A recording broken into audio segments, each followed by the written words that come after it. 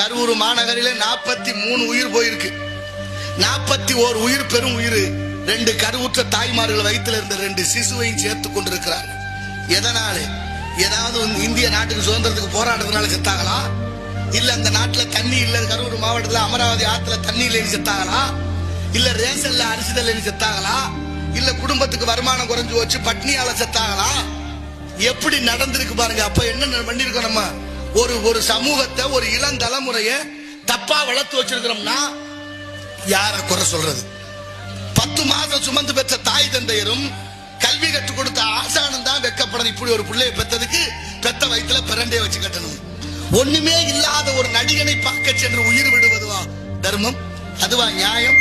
நம்ம உயிர் எதுக்கு போகுதுன்னு இருக்கணும்ல, ஒரு காரணம் வேணும்ல.